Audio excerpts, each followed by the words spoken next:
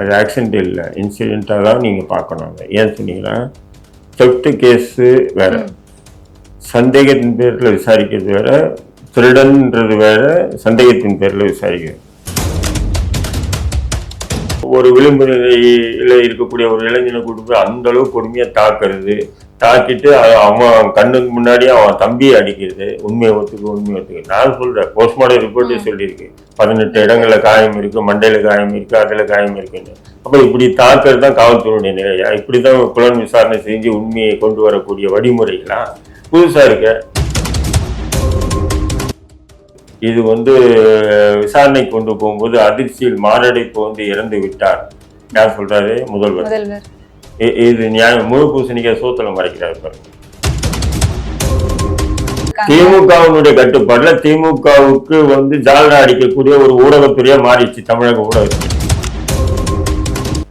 ஜெய்பீம் படம் பார்த்துட்டு கண்ணீர் விட்ட நீ உன் ஆட்சியில் இப்படி ஒரு கொடுமை நடக்குது, இதுக்கு பதில் சொல்லியான்னு சொல்லி கேட்டிருக்காரு. அவர் கேட்டது நியாயம் தானே?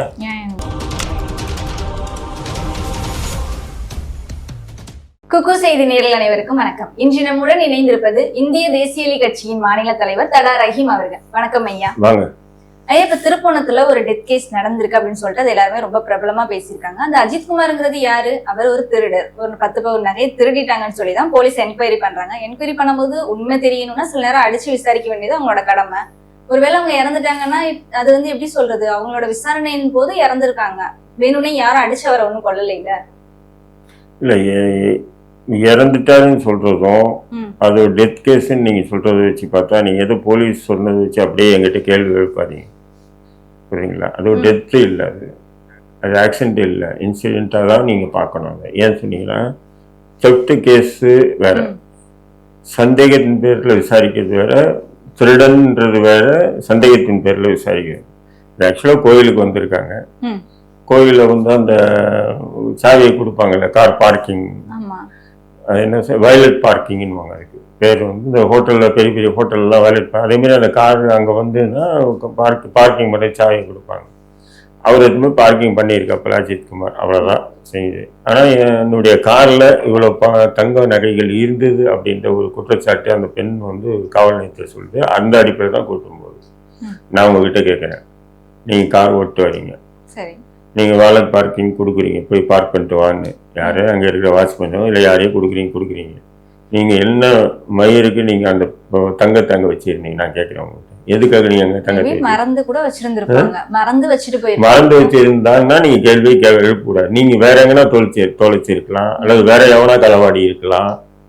நான் காரில் உங்களுக்கு அங்கே வச்சுதான் நீங்கள் மறந்துட்டீங்கன்னு சொன்னால் அப்போ உங்களுக்கு நினைவில் என்பது அந்த அங்கே கோல்டு அங்கே தான் வச்சுன்றது என்ன ஆதாரம் இருக்கு இல்லையா? அப்படி இல்ல, அது என்னோட காரு, என்ன தவிர யாரும் யூஸ் பண்ணிருக்காங்கன்னு தானே நான் யோசிப்பேன். அப்புறம் எனக்கு அப்புறம் அஜித்குமார்ன்றவங்க தான் இந்த காரை யூஸ் பண்ணி பார்க் பண்ணாங்க அப்படின்னா அவங்க மேல தானே எனக்கு சந்தேகம். நீ வைக்கவே கூடாதுமா. நீ கார்ல வேலட் பார்க்கிங் போறதுக்கு முன்னாடி போன் எல்லாம் நம்ம எடுத்துக்கணும், நம்முடைய என்ன அத்தியாவசிய பொருள் இருக்கோ எல்லாத்தையும் எடுத்துக்கணும். இல்லையா மயிர், நீயே போய் எடுத்துன்னு போய் நிப்பாட்டிட்டு கோயில் சாமி கும்பிட்டு போக வேண்டியதானே?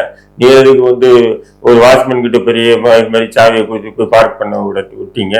இதெல்லாம் என்ன இது? சரி, அந்த புகாரை காவல்துறை வாங்கிட்டு இருக்கும்போது அவன் ஏற்கனவே ஒரு கிரைம் கேஸ் அக்யூஸ்ட் இல்லை. அவன் நீங்க சந்தேகத்தின் பேரில் தான் கொடுத்துருக்கீங்க. அவன் எடுத்தா அப்படின்றதுதான் சந்தேகம் இல்லைங்களா? ஆனா நீங்க காவல்துறை என்ன பண்றீங்க, அவங்க தம்பியை கூப்பிட்டு வரீங்க, அவனை கூப்பிட்டு அவன் முன்னாடியே அவன் தம்பியை அடிக்கிறது. அப்போ உண்மையை ஒத்துக்குன்னா எடுத்திருந்தா உண்மையை ஒத்துக்கிட்டு இருக்க போறான். ஏன்னா ஃபர்ஸ்ட் டைம் குற்றவாளிகள் எல்லாம் போலீஸ் பிடிச்சது சார், நான் தான் சார் எடுத்தேன் சார், நான் வச்சிருக்கேன் சார், எடுத்து கொடுத்துருவான், அடியே வாங்க மாட்டான். உண்மையாதான். ஏன்னா நான் நிறைய எந்த வழக்காக இருந்தாலும் சரி, முதல் தடவை அந்த காவல்துறை அடி கிடின் போது ஒரு விதமான மெர்ச்சல் ஆயிடுவாங்க, பயம். அது நார்மல். இப்போ ஒரு பவுனே 70,000 இருக்கு. சோ 10 பவுன் நகைன்றப்ப அவங்க யோசிப்பாங்கல்ல, ஒருவேளை நீங்க இந்த நகையை பத்தி பேசாதீங்க. நகையை அங்க வச்சது ஏன் வச்சுட்டு போனீங்க, மறந்துட்டு ஏன் போனீங்க? நகையை நீங்க அங்க வச்சுதான் மறந்து போனீங்களா, இல்ல வேற எங்கன்னா எங்கேயே வச்சுட்டு குற்றச்சாட்டு இந்த பையன் மேல சுமத்துறீங்களா? என்ன கேள்வி எப்படின்னு பேசலாம் இல்லைங்களா? அப்ப காவல்துறை கூட்டு போய் நீங்க ஒரு கிரைம் அக்யூஸ்ட் கிட்ட விசாரிக்கிற மாதிரி விசாரிக்க கூடாது இல்லையா? அவர் சந்தேகத்தின் பேர்ல தான் சொல்லியிருக்காங்க, இவங்கதான் கார் பார்க்கிட்டா இவங்கதான் எடுத்திருக்காங்க, விசாரிங்க, வேணான்னு சொல்லல. பட் மேல் எடுத்து பிரஷர்ன்றதுக்காக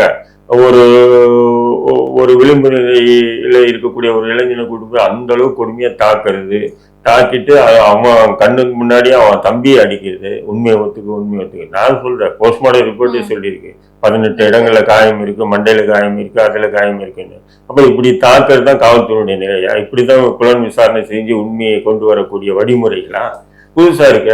இது போல அப்படி எப்பவுமே இல்லையே. அப்போ இது யாரோ ஒரு பிரஷரால தங்கம் தான் காரணமா இல்ல வேற ஏதாவது காரணமா? இப்படி கேள்வி வருதா இல்லையா? எனக்கு வருதுதான். ஆனா தங்கத்தை விட வேற என்ன ரீசன் இருந்துட முடியும்? வேற ஏதாவது இருந்திருக்கலாம் அவங்களுக்கு. ஏன்னா ஒரே சமூகம், அவரும் நாடார் சமூகத்தை சேர்ந்ததான் அந்த பையன், அந்த பெண்ணும் நாடார் சமூகத்தை சேர்ந்த பெண்ணு தான். 2 பேருக்கும் வேற ஏதாவது கூட காரணம் இருக்கலாம் அப்படின்னு தோணுதா இல்லையா எனக்கு? அப்ப நீங்க எதுவா இருந்தாலும், காரணம் எதுவா இருந்தாலும் காவல்துறை போய் விசாரிச்சிருக்கலாம். அது வேணான்னு சொல்ல, அந்த விசாரணையை கொஞ்சம் கடுமைப்படுத்தியும் இருக்கலாம், இல்லைன்னு சொல்ல. அது எல்லா இடத்துலயும் கிரைம் கேஸுக்குள்ள அப்படித்தான் பண்ணுவாங்க. பட் இது எப்படின்னு சொன்னா, ஒருத்தன் உயிர் போக்குற அளவுக்கு அடிக்கிறாங்கன்னு சொன்னா இது எந்த விதமான இது? அப்ப தமிழ்நாட்டு காவல்துறை தமிழக முதல்வருடைய கட்டுப்பாட்டுல இருக்கா, இல்ல தன்னிச்சையா காவல்துறை இயங்குதா? யாரவனா அடிக்கிறான், யாரவனா கொல்லலாம், யாரவனா கையை உடைக்கலாம், யாரவனா காலை உடைக்கலாம். வருதுன்னா அப்புறம் அந்த பிரஷர் யாரு கொடுக்கறவங்களா இருப்பாங்க? மேபி பெரிய இடத்துல இருக்கிறவங்க தானே கொடுப்பாங்க. திமுக ஆட்சி எப்போ வருதோ அப்போ உடனே காவல்துறை யாருடைய கட்டுப்பாட்டுல போகுது? முதல்வருடைய கட்டுப்பாட்டுல காவல்துறை இருக்குதான் நம்ம எல்லாம் சொல்லிக்கிறோம். முதல்வருடைய கட்டுப்பாட்டுல காவல்துறை இருக்குது. அங்கங்க இருக்கக்கூடிய மாவட்ட செயலாளருடைய கட்டுப்பாட்டுல தான் காவல்துறை இயங்குது. திமுக மாவட்ட செயலாளருடைய கட்டுப்பாட்டுல தான் காவல்துறை இயங்குது. புரியுதுங்களா உங்களுக்கு? மாவட்ட செயலாளர், தொகுதி செயலாளர், வட்ட செயலாளர் இவங்களுடைய கட்டுப்பாட்டுல தான் காவல் நிலையங்களே இருக்கு. இப்ப உங்களை நான் ஒரு அறை அரைஞ்சிட்டேன்னா நீங்க என்ன பண்ணுவீங்க?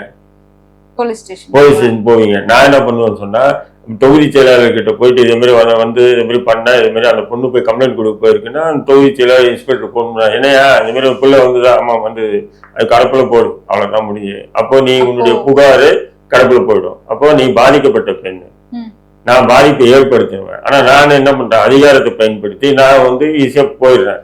அப்ப இது காரணம் மாவட்ட செயலாளர் அந்த மாதிரி. அப்போ காவல்துறை தன்னிச்சையா சுதந்திரமா இயங்கலன்ற நான் இயங்காம தான் அவங்க என்ன பண்றாங்க, அங்கங்க இருக்கக்கூடிய மாவட்டம், வட்டம், தொகுதி செயலாளருடைய கட்டுப்பாட்டுல தான் காவல்துறை இருக்கு. அப்போ முதல்வருடைய ஃபெயிலியர், திமுக ஆட்சியினுடைய ஃபெயிலியரை தான் நீங்க பார்க்க முடியும்.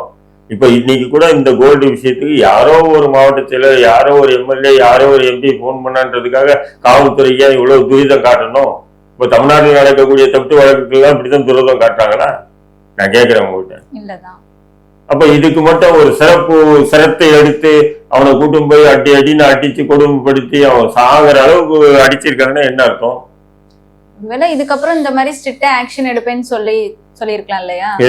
முன்னாடி அதிகமா அந்த அளவுக்கு யாரும் ஸ்ட்ரிக்டா இது ஃபாலோ பண்ணல, எந்த கேஸும் ஃபைல் ஆகல. இதுக்கப்புறம் மேபி ஸ்ட்ரிக்டா இருக்கலாம். அடுத்து என்ன தெரியும்? இது இந்த கொடிய செயலை செய்த காவல்துறையினரை கைது பண்ணி சிறையில போகணும். சஸ்பெண்ட் என்ன, அது என்ன அவங்க லெஃப்ட் ஹேண்ட்ல டீல் பண்ணிட்டு போயிட்டே இருப்பாங்க. சஸ்பெண்ட் என்ன, இடைக்கால தடை, அவ்வளவுதான். அவங்க சம்பளம் இல்ல, அவங்களுக்கு பாத்தீங்கன்னு சொன்னா உண்மையிலே நீ ஒரு அரசு ஊழியராருன்னா உனக்கு தெரியும் இந்த சஸ்பெண்டா என்ன ஆகும். சஸ்பெண்டா உனக்கு கொடுக்கக்கூடிய ஒரு கிஃப்ட் தான் அது. கவர்மெண்ட் உனக்கு கொடுக்குற கிஃப்ட், லீவ் மாதிரி. சம்பளம் எல்லாம் கரெக்டா வரும். நீ பாத்தீங்க ஜாலியா போயிட்டு ஊருக்கு சுத்திட்டு வரலாம். புரியுதா உனக்கு? அந்த இன்கிரிமெண்ட் பிரச்சனை வரும்போது இது வரும். அந்த இன்கிரிமெண்ட் பிரச்சனை போது யாருன்னா ஒரு அரசியல்வாதியோ இல்ல யாராவது ஒரு அதிகாரியை பிடிச்சி வேலை முடிச்சுட்டா முடிஞ்சது. தெரியுமா இல்லையா உனக்கு? ஒரு அரசு ஊழியரா இருந்தா தெரியாது இந்த சஸ்பெண்ட், பணியிடை நீக்கம் இதெல்லாம். நான் என்ன சொல்றேன், அவங்களை பிடிச்சி திருநாட்டு அது ஐபிசி இருந்து திருநாட்டு இப்ப பிஎன்எஸ் என்ற செக்ஷன் இருக்கு, அது என்ன செய்ய அந்த செக்ஷன்ல கைது பண்ணி கொலை வழக்குல சிறையில போடணுன்ற.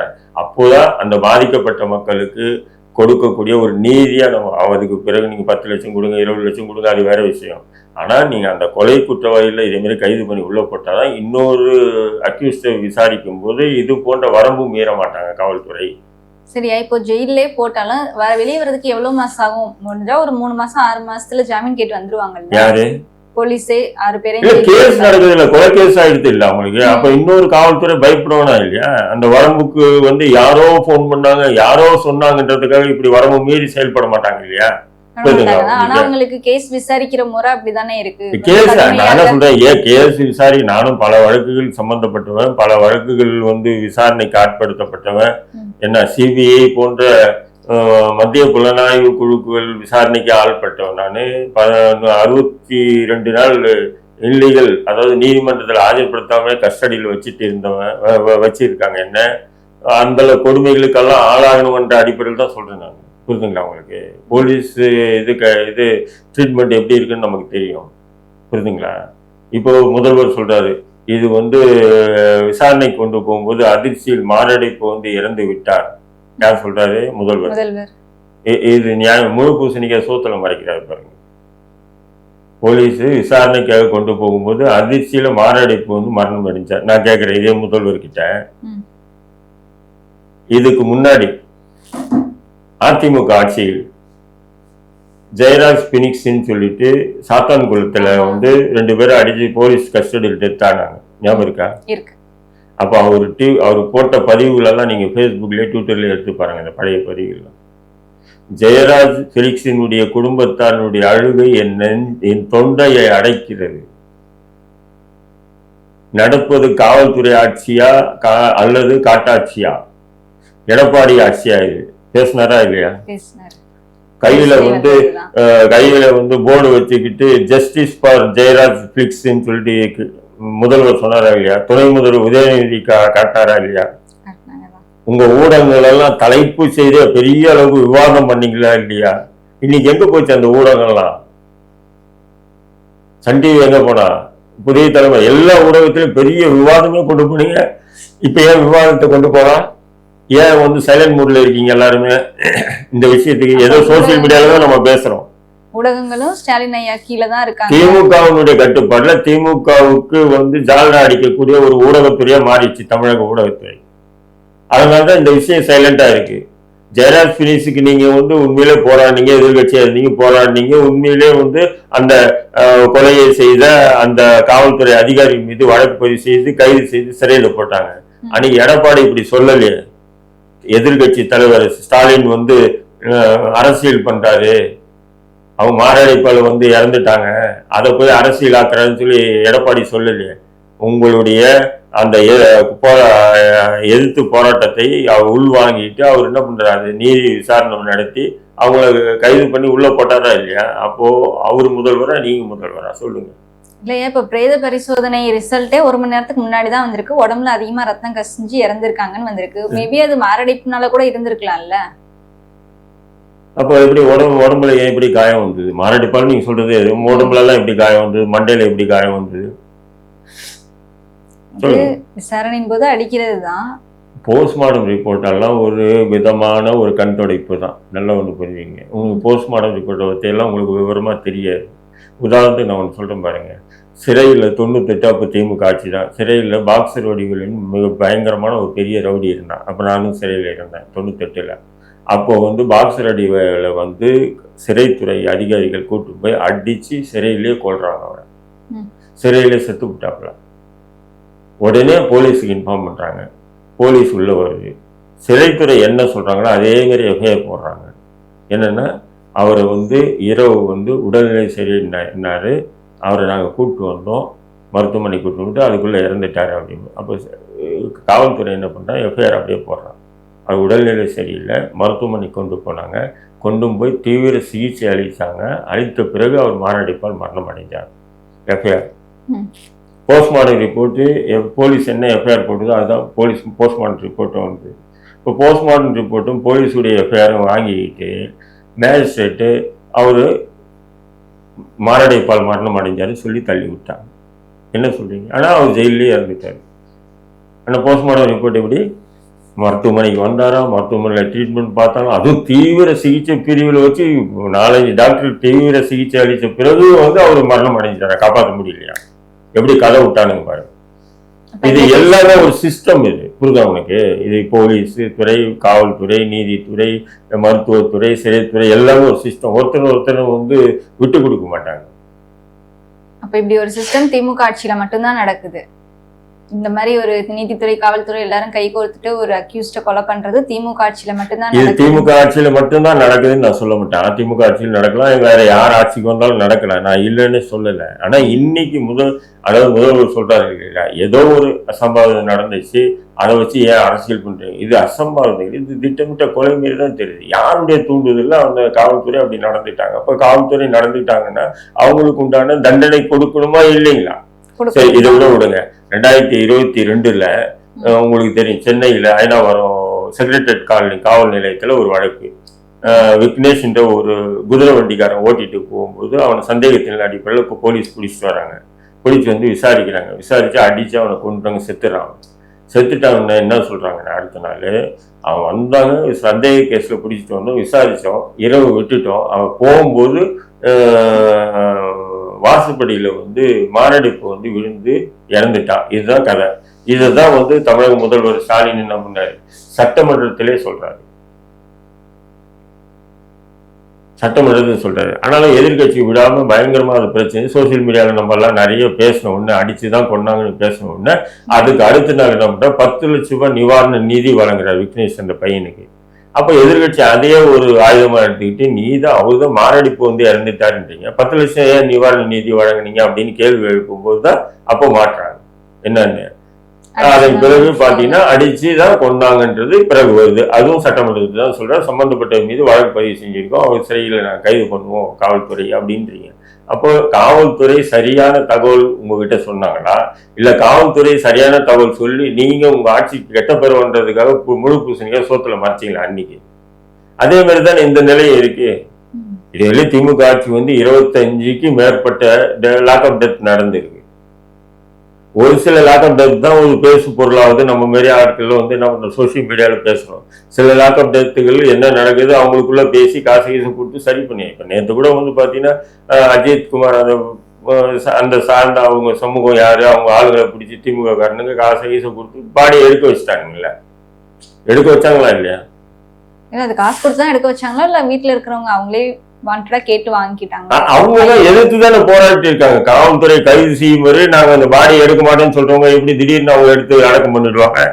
அப்ப காவல்துறை அரசு என்ன பண்ணுதுன்னா பின்வாசல் வழியா பேக்ரவுண்டு வேலை செய்ய இறங்குது. அவங்க யாரு, அவங்க சார்ந்தவங்க அந்த ஊர்ல யாரு, என்ன முக்கியமான நபர், அவங்க இப்படி பேசி சரி நடந்துச்சு, இந்தா தேவையில்லாம இதை வச்சுக்க அதை வச்சுக்க இதை வச்சு சரி கட்டுற, இது சரி கட்டுறதுல தான் நீங்க இருக்கீங்க.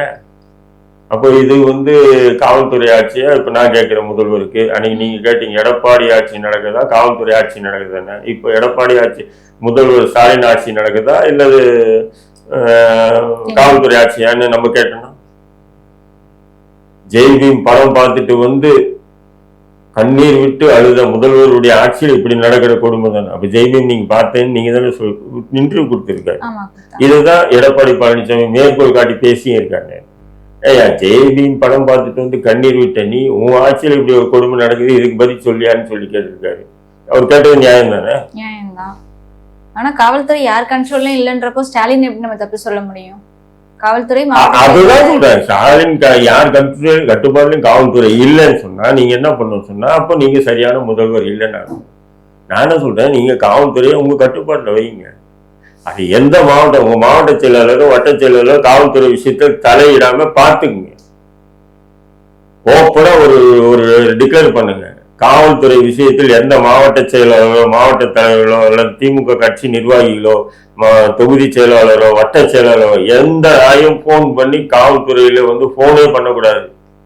அப்படி மீறி யாராவது போன் பண்ணா காவல்துறை அதிகாரிகள் என்னுடைய இந்த எண்ணுக்கு இந்த புகார் அனுப்புங்க, நான் உடனே அவங்க மீது நடவடிக்கை எடுக்க ஒரு அறிக்கையோட சொல்லுங்க. இன்னைக்கு சட்ட ஒழுங்குமுறை குறித்து ஆலோசனை நடத்த போறதா நியூஸ் வந்திருக்கு. அப்ப அதை எப்படி நீ சட்ட ஒழுங்கு 100 நடத்துமா, ஒரு மண்ணாங்கட்டி ஆக போறது இல்லைம்மா. கள்ளக்குறிச்சியில வந்து விசச்சாராயம் குடிச்சு 60 பேர் செத்தா நீ ஆளுக்கு 10 லட்ச ரூபாய் நீங்க கொடுத்தீங்க, இல்லைன்னு சொல்றேன். ஆளுக்கு 10 லட்ச ரூபாய் கொடுத்துட்டீங்க, முடிஞ்சது. அந்த கள்ளச்சாராயத்தை தடுக்க முடியுமா? முடியாது. ஏன்னு சொன்னா அதுக்கு முக்கிய மூல காரணமே உங்க மாவட்ட செயலாளர்கள் தான் காரணம். உங்க மாவட்ட செயலாளர்கள் என்ன சொல்றாங்க அதுதான் காவல்துறை கேட்குது. மாவட்ட செயலாளர் சொல்றதை கேட்காத காவல்துறை இருந்தா அந்த காவல்துறையை தூக்கி வேற எங்கன்னா மாவட்டத்துக்கு மாற்றி விட்டுறாங்க. இது நடக்குதா இல்லையா? ஆனா இதுக்கு எப்படி ஸ்டாலின் ஸ்ட்ரைட்டா எல்லா இடத்துலயும் அவரையும் கண்காணிச்சிட்டு இருக்க கண்காணிக்கணும். அதுதான் முதல்வருடைய வேலை. இன்டெலிஜென்ஸ் உளவுத்துறையே வந்து இங்க வந்து என்ன பண்றாங்க, சரியான முறையில கையாளுறது இல்லை திமுக ஆட்சியில. உளவுத்துறை அதாவது ஐஜி இன்ட்டு சொன்னா அந்த தகவலை உள்வாங்கி சரியா ஃபாலோ பண்றதே இல்லை காவல்துறை. நமக்கு என்ன உளவுத்துறை ஐஜின்னா மண்ணாங்கட்டி போடா, எனக்கு தான் வந்து குட்டி பகவதிகளுடைய ஆசை இருக்கு, நம்ம அதுபடி நடந்துக்கும் அப்படின்னு தான் ஒவ்வொரு காவல்துறையும் நினைக்கிறாங்க. குட்டி பகவதி தான் மாவட்ட செயலாளர்கள் குட்டி பகவதிங்க. பகவதி மெயின் பகவதி ஸ்டாலின், குட்டி பகவதிகள் மாவட்ட செயலர் இருக்காங்களா எல்லாருக்கும் குட்டி பகவதிகள். இவங்களுடைய ஆட்டம் தான் அதிகமா இருக்கு. நீங்க இவங்களை மீறி ஒரு புகார் தலைமை சரியில்லைன்னு சொல்றது இல்ல நான் என்ன சொல்றேன், ஒரு மாவட்ட செயலாளர் மீறி ஒரு புகாரை நீங்க ஒரு எந்த ஸ்டேஷன்ல பதிவு பண்றாங்களா பாருங்க. இல்லதான் ம்? கண்டிப்பா அப்போ காவல்துறை அவங்க முடிவு பண்ணணும் வழக்கு பதிவு பண்ணணுமா வேண்டாமா. ஆனா நீங்க என்ன பண்றீங்க, பதிவு பண்றதுக்கு முன்னாடியே ஒரு போன் போச்சுன்னா விஷயத்தை அவ்வளவுதான் கடப்புல போட்டுறீங்க. அப்போ சட்டம் ஒழுங்கு எங்க நல்லா இருக்கும்.